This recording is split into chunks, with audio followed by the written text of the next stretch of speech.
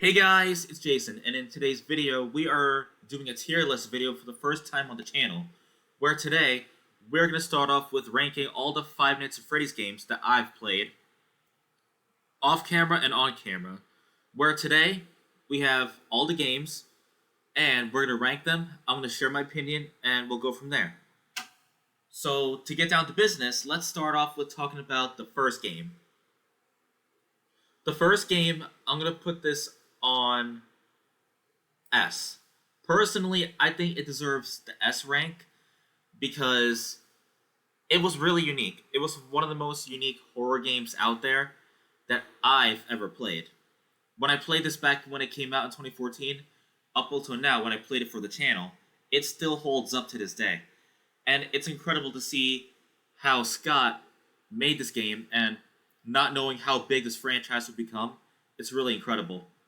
So, Five Nights at Freddy's 1, you have the power, the doors, the animatronics, all these obstacles to look out for. It was beyond incredible. One of the most unique games I've ever played out there. It deserves S rank, so I'm going to leave it at that.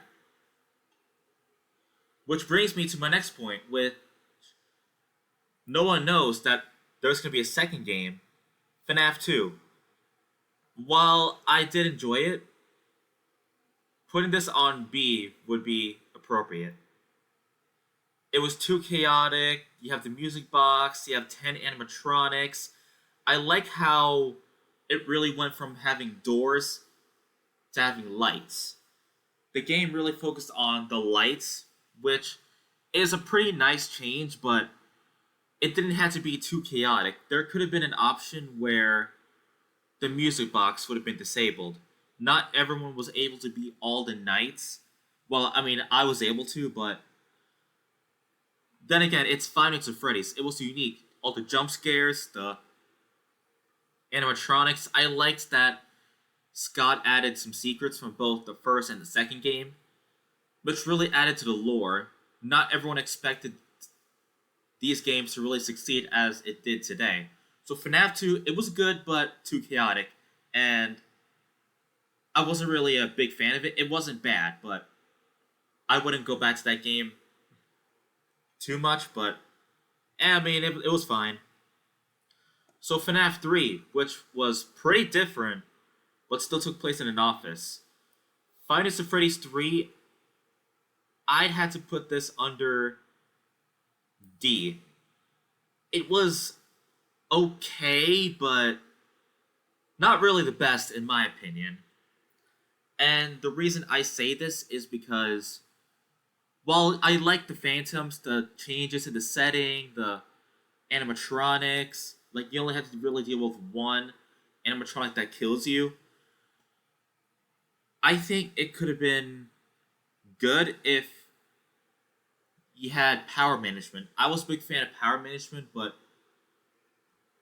I liked that you had to keep an eye on oxygen, but the Phantoms jump scares weren't really that scary to me. And the jump scares could have been improved in this one, but it was okay. I liked that there was two endings that you had to get. You threw the player off by saying you got the bad ending, and then you had to do things a certain way, which brings you to focus more on the lore. So I think FNAF 3 was more focused on the lore rather than the gameplay. So I think that's really cool to get the player to get the good ending by doing things a certain order.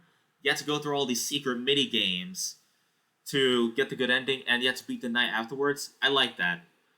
And then the cheats, the nightmare mode, it was really cool. And I like that they didn't really include custom night. I assume aggressive nightmare mode counted as the 420 mode, which was really cool. 420 mode, it was pretty impossible to beat. I was able to beat it myself. Heck, even Scott was surprised that anyone, even Markiplier, Big Bug,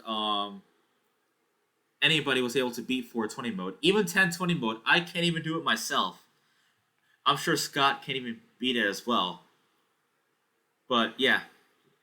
Anyway, back on topic, that was my thoughts on FNAF 3. FNAF 4. This is probably my favorite of the series, so I'm going to rank it S rank. because many people give this game a lot of shit. I think it's because they're not used to the setting, like the usual office setting, but I like the change of setting, the mechanics. Like, this game was about listening. You have to really listen for the animatronics breathing sounds, which makes the jump scares even more intense. This was the scariest game within the franchise. So Five Nights at Freddy's 4 has to go for S rank because of that reason. The change of the setting, the lore, the way the story continued from the first three games was beyond incredible. The jump scares making more intense was awesome. It was a great way to change the whole thing. The mechanics, the bedroom, and you have to really string your ear in to hear the breathing sounds, which is awesome. So the fun with Plus Trap games, the new animatronics was awesome. You have to deal with Nightmare Fredbear, and the 8-bit mini games though, it really added to the lore. Where the child was getting bullied by his brothers and bitten by Fredbear, which makes us theorize, is this the bite of 87 or the bite of 83? I predict it's the bite of 83, so that was the reason why I enjoyed FNAF 4 so much, because of the lore. I'm personally in the franchise for both the lore and the gameplay, so yeah. So, again, FNAF 4, S rank. Which brings me to my next point. Sister location. I'm gonna have to put this for C. I think Sister Location deserves the C rank because I liked it, and lore-wise, it was a different setting, a different pizzeria, a different animatronics. But I kind of struggled with it a little bit because I wasn't able to get past Night 4. I didn't really understand the gameplay as much. But the lore, awesome. It was on point.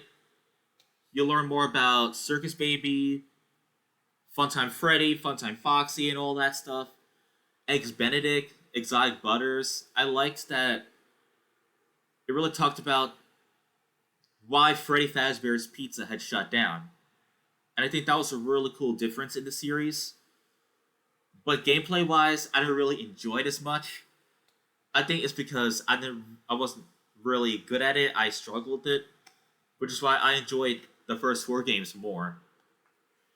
Which brings me to my next point. We haven't heard this game in a while. FNAF World. I'm going to put this on D.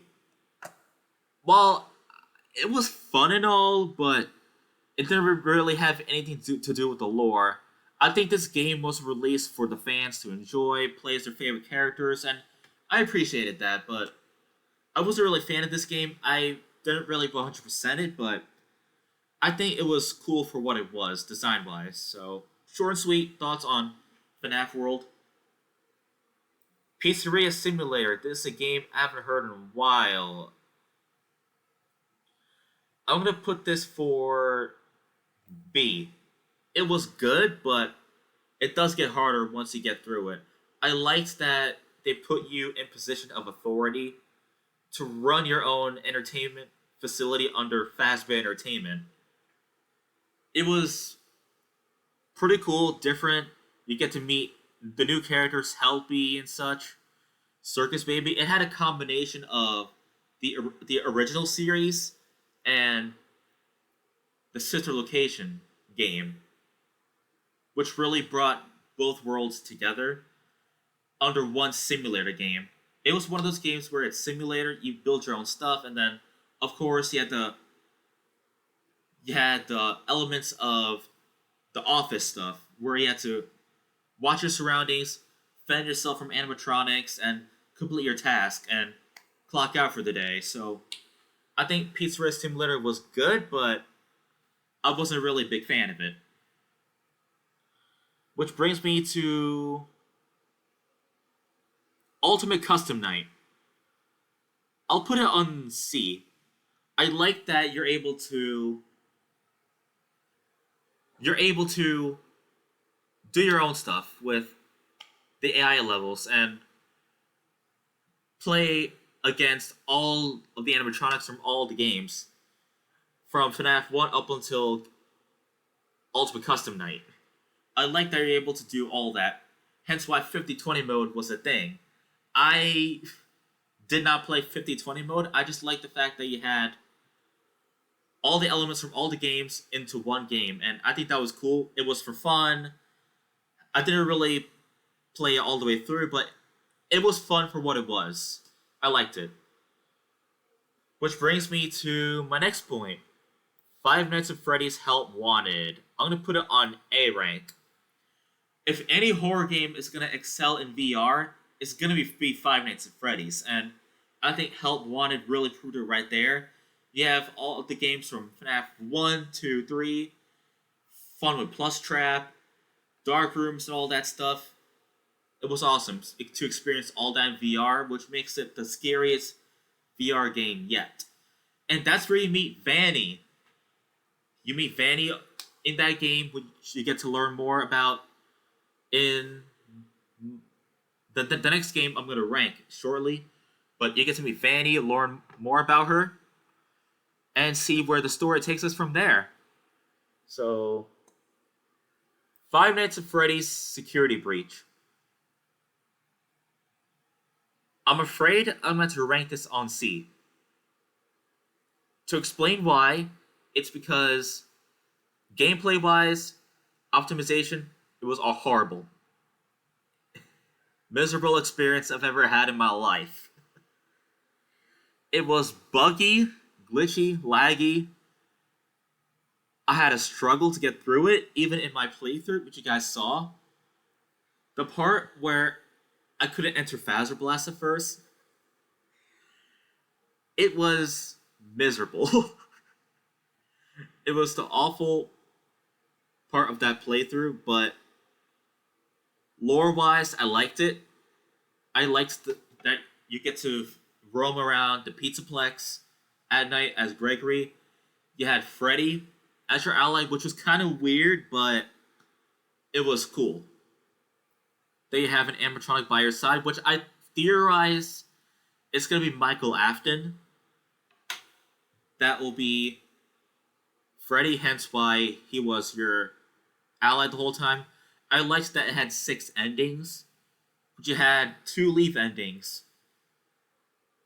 You had Princess Quest, you had that sad Vanny ending, you had Burn Trap there, and I like that it really put a lot of plot twists in those endings. With those comic book endings, I liked it.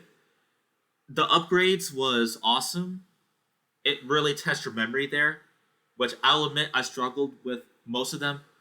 And you had a choice there to enter Phaser Blast or Monty Golf. But one thing I did not appreciate was that they took away save points. At the end of the game, after you worked hard to get to 6 a.m., I like that you were able to stay, but taking away save points was not okay. But after Steel patched it up, I thought having 1 save point was fair enough, but it really adds to the challenge. So, yeah. Security Breach, C rank because of the bugs, but lore-wise, it was awesome. Speaking of which, Special Delivery, F. I did not like it. I wasn't really a fan of it. It had nothing to do with the lore. I think it was released for fun rather than lore-wise, but I'm going to put this on F rank because it wasn't really that good of a game. I didn't like it. It was one of those games that really did not stand out to you because if you're someone that's in it for the lore, don't play this game. It shouldn't have existed. I mean, I appreciate it was something different. It was something that Scott wanted to try out, but it wasn't really my favorite. But something that was my favorite was Freddy in Space 3 Chica in Space. This game dropped back in October as a troll game from Scott. Scott, again, if you're watching this, great move, man. Great move. I liked how this fooled us into thinking it was going to be an actual FNAF movie game, but it was an in-space game. This was the only Freddy in Space game that I played. You know what? I liked it.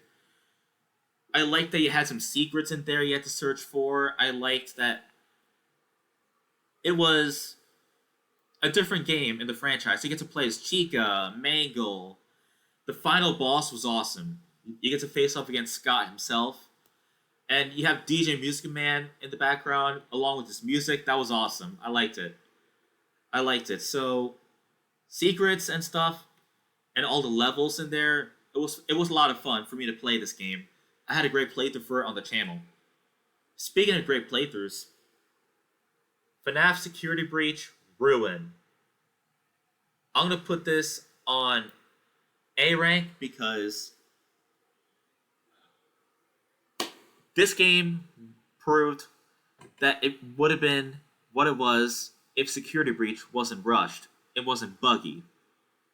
You have Cassie, you have Roxy, you have the ruined Pizzaplex. The plot twist at the end blew my mind. You had the Mimic. You had all these secrets, all 3 endings. And wow, it really, really blew my mind how well this game was made. You had a glitch trap, you had all these obstacles. It brought you a lot of challenges. But I kind of wish that the animatronics were more of a threat and not just glitch trap. I wish they were more of a threat to you as of coming after you, as to the challenge. I love the Vanity Mask technique where you had to go in there and turn off all the security nodes to go down to Roxy Raceway to save Gregory. I think that was well done.